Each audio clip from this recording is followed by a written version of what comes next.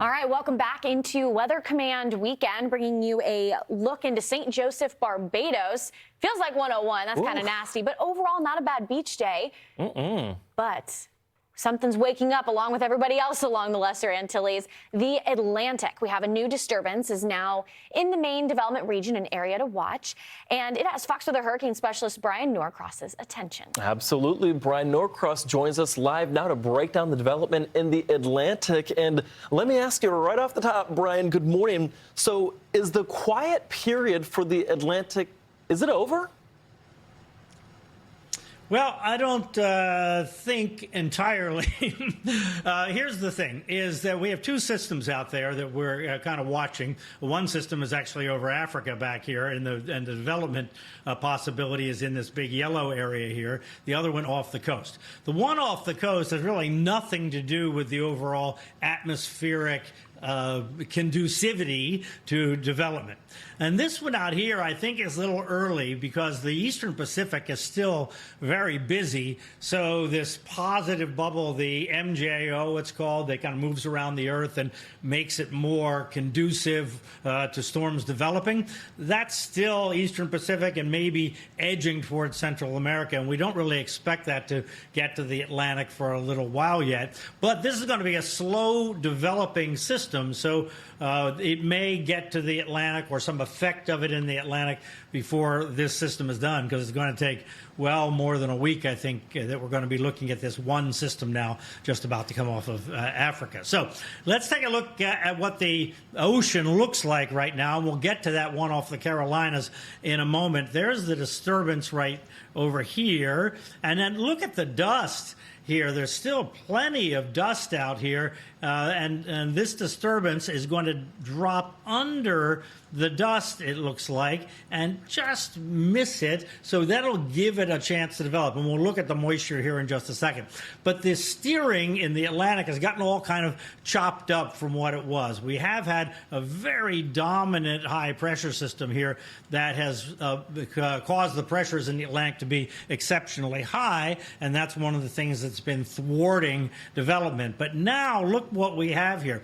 First of all, this high to the north is kind of broken into two parts, if you notice. So there's a gap in the middle, and that gap extends all the way down to this low pressure system right here. So think of that as an area of low pressure that if this system were to come along and that were still there, it would get turned to the north. So that's kind of having that break in the middle of the ocean. That's kind of good, because that can turn systems north if they can take advantage of it. And then we have other dips in the jet stream coming along here. And again, this is going to be around for a while. So that's sort of where we are right now. And then let's see what the computers say is going to happen here in the future. So here we are, and there you see this disturbance over Africa right there, and it's moving out over Senegal. And the thinking is that it's going to kind of follow this, it's technically called the monsoon trough, extending off of Africa and dipping across the Atlantic there, and goes south of the Cape Verde Islands. So that'll keep it away from the super dry air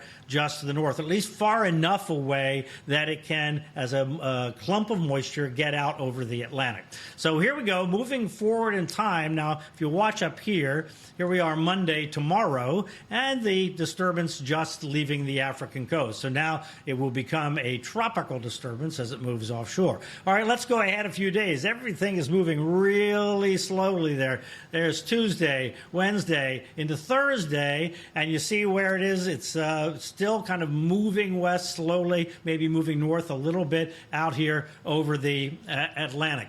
And then we start to move, maybe moving to the north here, or is it going to go northwest, or is it going to continue to the west? Well, this is the European model, and it takes it almost directly north into that gap between those high pressure systems, kind of does this in a big hurry. So there we are a week from today. You see, I said we're going to watch this for a while. Week from today, it's in the middle of the Atlantic Ocean, not a threat to anybody.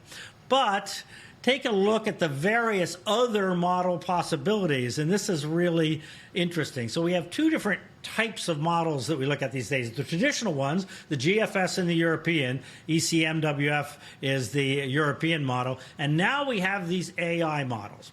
So what do we think about these AI models? Well, we really don't know. This is our first season using them. If we look historically, they've been pretty accurate, going back and looking at past storms with the modern model.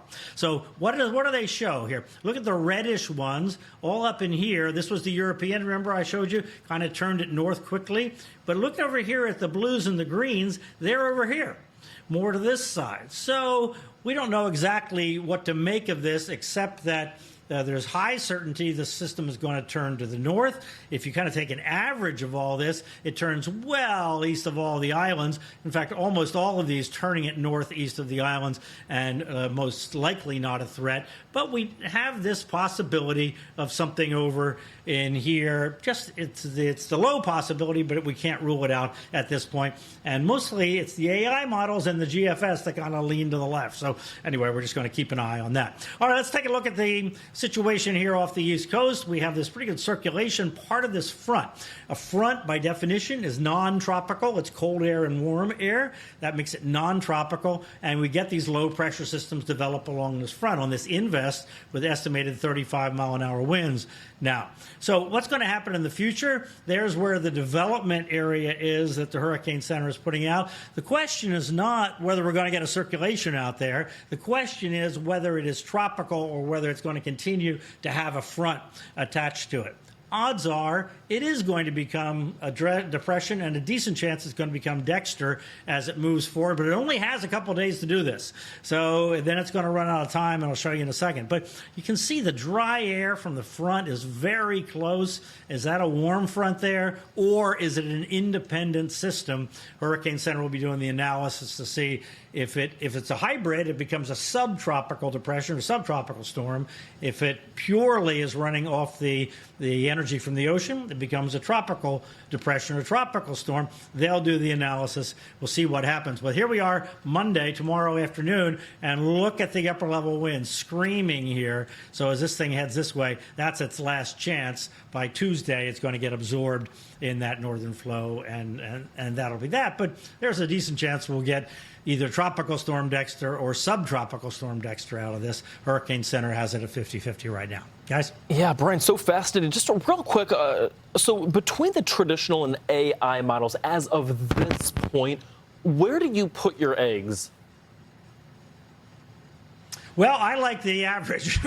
I like there is evidence that the new AI models added into the other models and coming up with that kind of consensus is going to be good. This whole thing is just happening here right before our eyes. So I have reasonable confidence in the Google AI model because I can go back and run that on historic storms and see where it has had success. But this is the first time we're actually seeing it in action in a real season. So we know it has credibility.